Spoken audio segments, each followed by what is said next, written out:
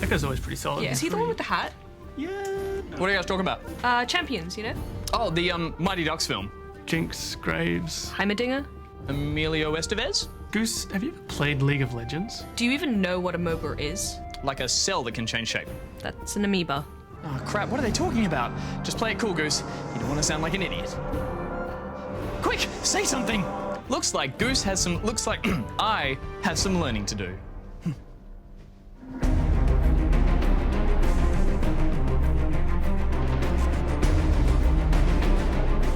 MOBA, or Multiplayer Online Battle Arena, is arguably one of the biggest gaming genres in the world today, and perhaps there's no bigger game in that genre than League of Legends.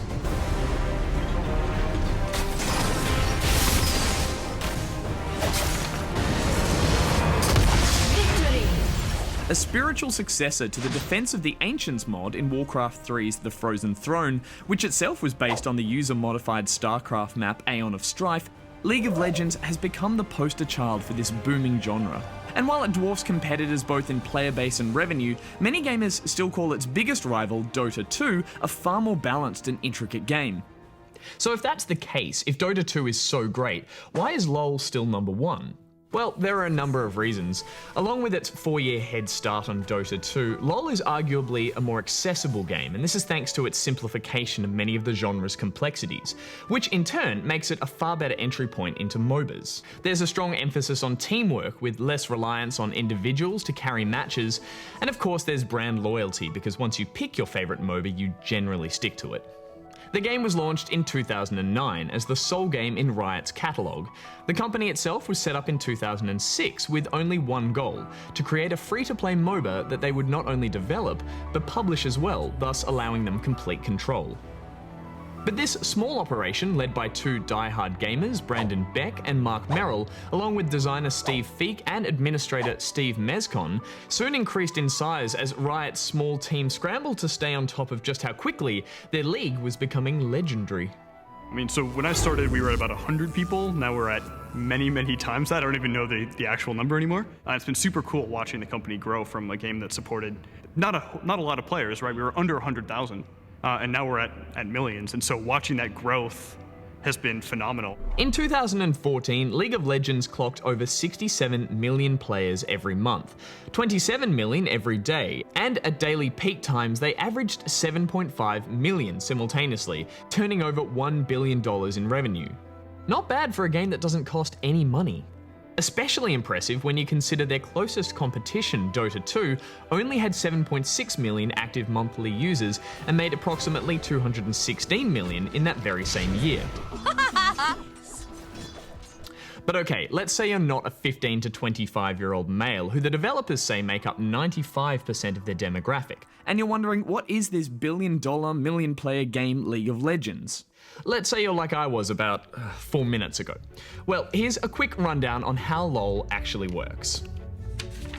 Each team has 5 champions, 11 turrets, 3 inhibitors, and a nexus, which continually spawns AI-controlled minions. Players move up one of 3 lanes, top, bottom, or middle, to destroy each other's turrets, inhibitors, and the opposing champions. Killing the enemy minions and super minions and neutral monsters, scuttle crabs, dragons, and Baron Nashor will award you gold and level up your champion. And in Baron Nashor's and Dragon's case, a buff to all members of the killing team as well. Players fight back and forth until the turrets are destroyed, the inhibitor's gone, and the nexus explodes, and someone writes GG. Of course, that's just a basic rundown. You'll need to know all of this on a more advanced level if you ever want to cut it in the competitive esports arena. An arena that's been a big part of Riot's plans from the very beginning and continues to weigh heavily in decisions today. When we try and do game improvements or we look at stuff we're going to tackle for a patch to patch, one of the lenses that we use is how is this going to impact the professional scene, particularly in regards to esports, is also how is it going to impact the spectator scene as well. We care a lot about sort of the spectating experience as well as the professional playing experience as well as the general game experience.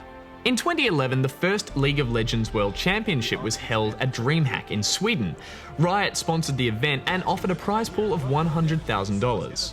Over 1.6 million people watched the broadcast, a monumental success at the time.